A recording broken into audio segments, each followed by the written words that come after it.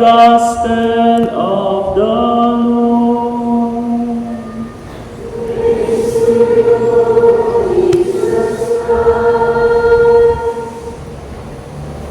Good evening, brothers and sisters. Good evening, Father. Good evening, brothers and sisters. Good evening, Father.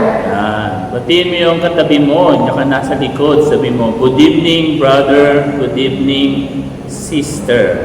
At sabihin mo, love ka ni Lord, mahal ka ng Diyos. Yan. No?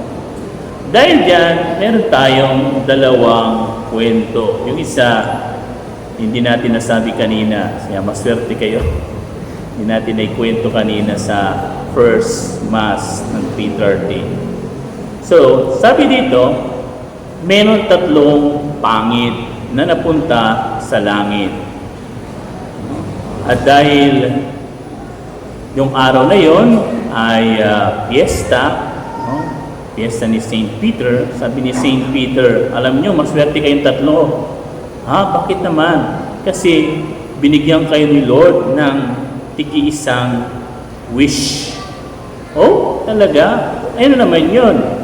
Sabi ni St. Peter, total, nasa langit na kayo. Ang sabi ng Panginoon, ang wish daw ninyo ay pwede kayong humingi ng anong magiging mukha ninyo dito sa langit. Sabihin, pwede kayong maging gwapo. Talaga? Oo. Sabi nung isang pangit, nung unang pangit, gusto ko maging kamukha ni Coco Martin. So, gumanda siya. Naging kamukha talaga siya ni Coco Martin, no? Sabi naman ng pangalawang pangit, ako, gusto ko maging kamukha si Daniel Trillo. Naging ano rin siya. Kamukha siya ni Daniel Trillo, no? Kaya silang gwapo.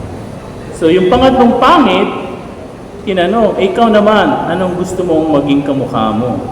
Sabi niya, pambihira itong mga kasama ko. Nandito na nga kayo sa langit, ambisyoso pa kayo. Sabi niya, gusto ko bumalik sila sa pagkapangit. Bumalik sa pagkapangit yung dalawa niyang kasama. Nawala yung pagka-Coco Martin at Daniel Trillo. Then, ito yung pinaka-the best, no?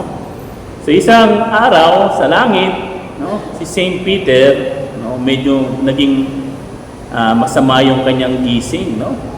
Sabi niya, bago pumasok ang sino mang kaluluwa dito, kailangan pumasa sa quiz.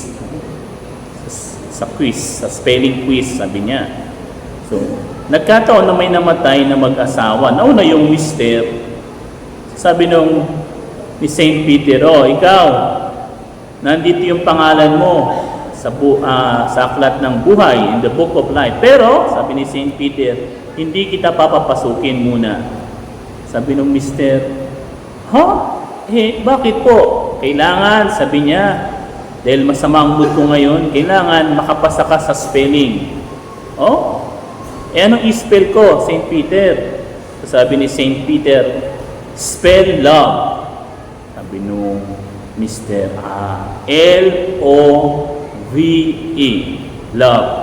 Sabi ni St. Peter, correct, very good, sige, pasok ka na.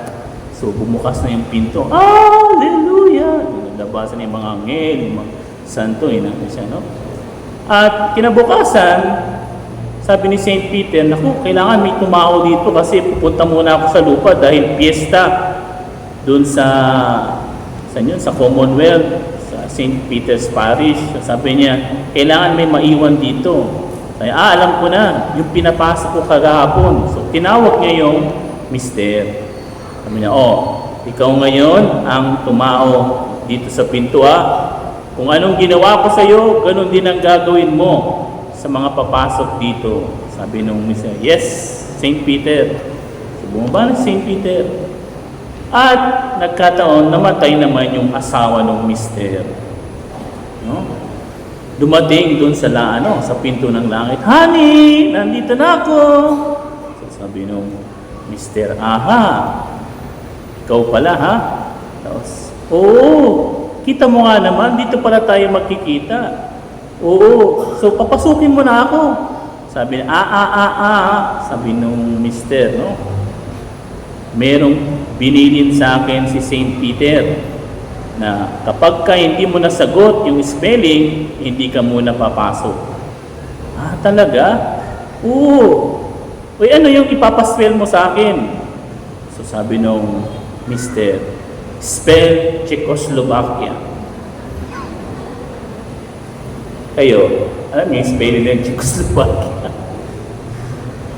So, hindi nakapasok yung asawa. Ibig sabihin, anong lesson? Ayaw niyang papasukin yung kanyang asawa sa langit. No? Pero, matanong ko nga kayo, gusto niyo bang pumasok sa langit? Sinong gustong pumasok sa langit? Taas ang kamay. Yan. Gustong pumasok sa langit. No. Okay. So, ano na yan ha? That's already sure. All of us, including myself, we want to go to heaven. Pero, itong pangalawang tanong, sinong gustong mauna? Taas ang kamay. Yan na. Kita nyo? Kanya-kanya. Kasi bakit? No? Para makapunta doon, kailangan kang mamatay. No? So, ganun po. No? Lahat tayo gusto nating makapunta roon. Pero, hindi lahat gustong mauna. Dahil kailangan na nating mawalan ng buhay. Pero alam niyo po, no? Yung question, yung tanong sa Gospel today, Lord, will only a few people be saved? This is a good question and can be the question you and me have in our heart. Tinatanong natin, Lord, maliligtas ba ako? Lord, sino bang maliligtas? Lord, ilan bang maliligtas? Diba? You know, in the salvation, there's not only one, but two. No? Kailangan dalawa sa kaligtasan. That is the part of God and the part of man. No? Alalahanin ninyo, no? The church condemns Jansenism o yung tinatawag na originalism na tinatawag na heresy. Ano yun? Sabi doon sa heresy na yun, na ang bawat tao daw, ikaw at ako, nang ipinanganak tayo, nakadestin na tayo sa impyerno at sa langit. Kita nyo? Sabi ng simbahan, hindi totoo yan. That's not true. Yung Jansenism at yung originalism. Kasi ibig mo sabihin, kahit yung tao gumawa ng mabuti dahil siya ipinanganak para sa impyerno, may impyerno siya kahit gumawa siya ng mabuti. At yung isang tao na nakadestin sa langit, kahit gumawa siya ng maraming sandamakmak na kasalanan, kasamaan, mapupunta siya sa langit. So the church says, no. That is heresy. God, sabi sa Catechism ng Catholic Church, God wants all to be saved. No? Sabi nga sa Bicol, gabos. Sa Bisaya, tanan. Lahat gusto ng Diyos na maligtas. No? Because salvation is based not on our own merit, but the merit of Jesus Christ and God. Hindi sa atin. Kaya nga sabi ng Panginoon, salvation is universal. Lahat. Kaya nga sabi dito, di ba? From east to west, from north to south, God called everything. And in the Second Vatican Council, the council, what document is that? I forgot the document, no? But the Second Vatican Council's document says that the salvation that God offered is not restricted to the church, but also expanded. Ibig sabihin, Jesus established the church as its normal way of salvation. But it does not mean that God can save even outside of it. No? Kasi God is almighty. God is all-powerful. No? Kaya nga, hindi pwedeng angkinin ng sino mang simbahan o angkinin ng sino mang sekta sabihin, kami lang maliligtas. No. Because it is God's will to save all. Ang problema, yung pangalawa. No? Sabi ko nga, dalawa, di ba? God and man. Sa God, kay God, walang problema. God wants to save all of us. But the problem is in the part of man. No? Sa atin. Bakit? No? Dalawang katotohanan. Two truths that we must know regarding our cooperation with salvation. Kaya nga, pag sinabi ng mga kapatid natin dyan na may Biblia, sabihin, Brad, ligtas ka na ba? Of course. Our answer as Catholic, yes, I am saved. No? I am saved. And, ito yung end. Pero, bagamat, subalit, datapwat, I'm still trying to be saved until the end. Oo, ligtas na ako. Pero, kailangan kong magsikap na mamaligtas. We must strive. Kaya nga sabi dito, strive to enter through the narrow gate. Jesus did not said 100 ang maliligtas. No. He said, strive to enter through the narrow gate. Ano yung synonym o the same word ng strive? Trying. We must strive. Do our best to be saved. Not to sleep upon our salvation. Hindi ibig sabihin ligtas ka na, wala ka nang gagawin. Yun ang ibig sabihin ng simbahan. Hindi ibig sabihin ng simbahan na maliligtas ka sa pamagitan ni Maria, ng mga santo. No. The church never said that Mary and the saints save us. No? Alam nyo, sabihin ko sa inyo, no? Dati meron akong program sa radio, no?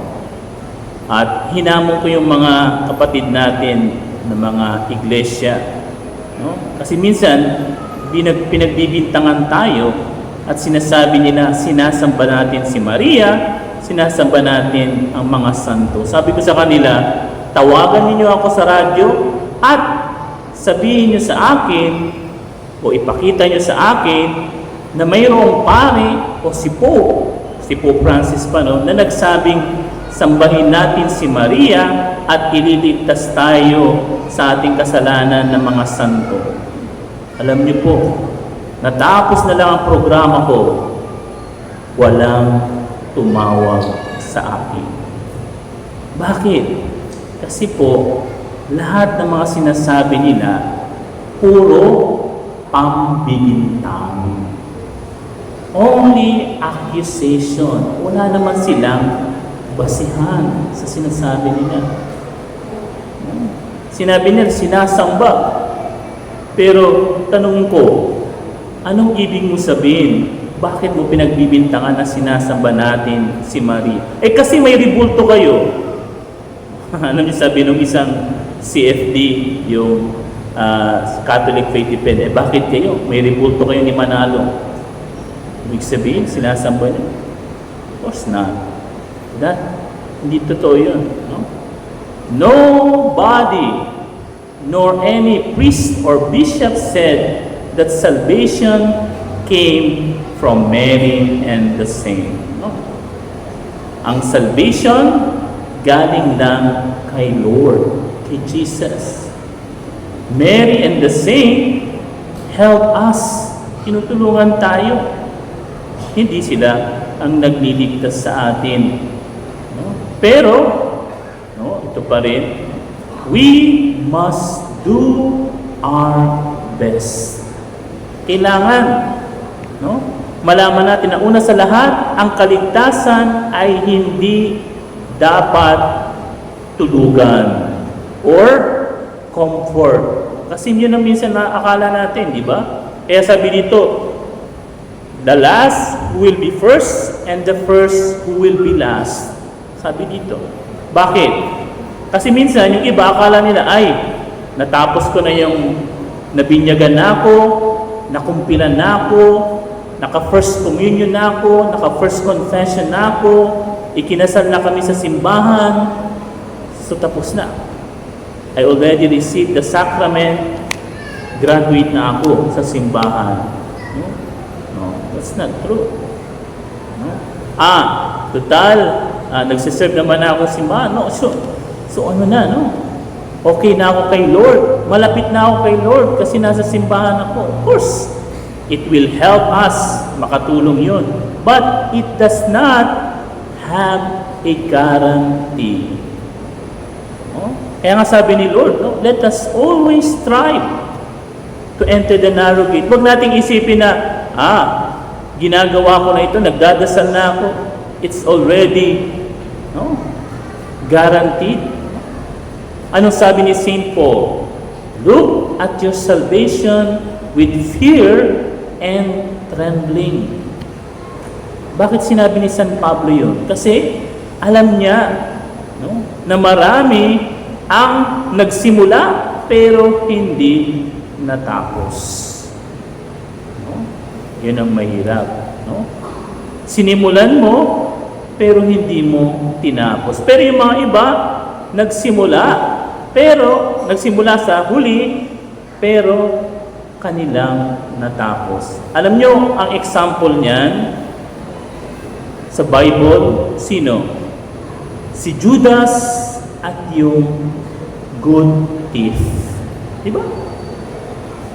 Si Judas Iscariot, ilang years siya kasama ni Lord?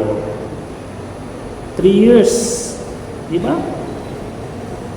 Pinagkatiwalaan siya ni Lord at nakasama pa nga siya. Di ba? Although hindi lahat ng oras sa Last Supper, pero nandun siya sa Last Supper. Si Judas. And yet, anong nangyari kay Judas? Matay. Di ba? He started well. He started first. Nauna si Judas. And yet, he did not. Yung nasa krus nung Good Friday, si Dismas, in the Catholic tradition, it is called Saint Dismas, and we celebrate it, I think, March or April. Si Saint Dismas, ilang araw siya, ilang taon siya kasama ni Lord? Hindi. It only took him, siguro, correct me if I'm wrong, 10 minutes. Nasa 10 minutes ba siya? Sa cross, di ba?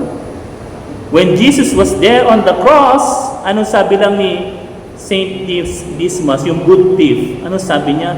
Lord, remember me when you come into your kingdom.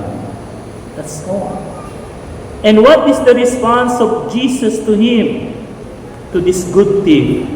I say to you, from now on, you will be with me in paradise.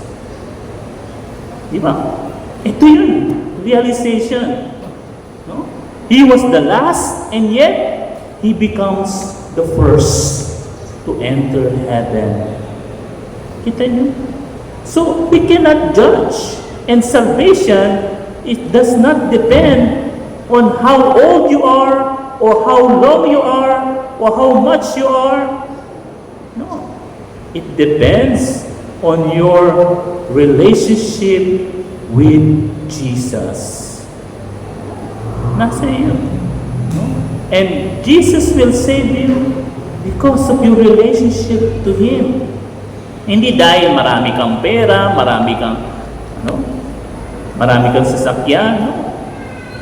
And it does not mean that because you did Di ba? Yung gospel natin last time, nung tinanong ni Lord, no?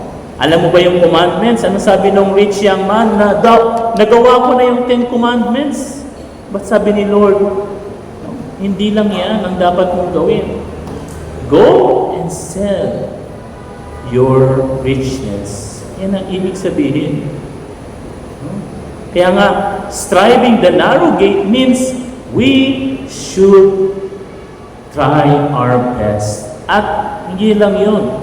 Remember that everything regarding salvation needs sacrifice. Or suffering. Sacrifice and suffering. Sabi nga, I remember Bishop Teodoro Bacani. Bishop Teodoro Bacani once said, tanungin mo yung sarili mo, sabi niya, kapag ikaw ay nagsisimba at ikay nagdadasal at walang nagchichismis sa iyo at walang naninira sa iyo at wala kang problema sa pagsisimba at paglilingkod sa Diyos, sabi niya, tanungin mo yung sarili mo, tama ba yung pagdarasal ko? Tama ba yung pagsisimba ko? Kasi sabi niya, kung talagang tayo nagdadasal na mabuti at nagsisimba, sigurado may magagalit sa atin. Sigurado may maaasar sa atin. Kung talaga tayo naglilingkod sa Diyos, sigurado yan. May magmamarites sa iyo. Sigurado yan. May magdi-discourage sa iyo. Kasi that is part of serving the Lord. That is part of entering the narrow gate. Kaya nga alam nyo, bawal ang balat sibuyas sa mga totoong naglilingkod sa Diyos. Bawal yung yung mahiyain, bawal yung duwag sa paglilingkod sa Diyos. You must be ready always for criticism and persecution. Kasi yun ang nangyari kay Lord. That's what happened to Jesus. And what do you expect to happen to you? No? Kaya nga, as we continue this Holy Mass, and as we knew what the narrow gate is, let us ask the Lord for the grace to persevere in our resolution of following Him, no matter what. No matter what. Kasi sigurado yan. Pagkatapos na lang itong misa, tingnan nyo. Yung iba sa inyo, pag uwi sa bahay, matagpuan niyo yung inyong asawa, yung anak, sabihin, bakit ka nagsisimba? Lalagpas ka na sa langit yan. Diba? May magsasabi ng ganyan, ako, lalagpas ka na sa langit yan. Ano ba yan? Yung iba pa sasabihin sa'yo, nagsisimba ka na naman. Ano man makukuha mo sa pagsisimba mo? Diba? But remember, it is part of entering the narrow gate. Isipin mo lang, brother, sister, na kung ano mang narinig mo at maririnig mo na against sa iyong faith at pananampalataya, sa iyong paglilingkod, take it as entering the narrow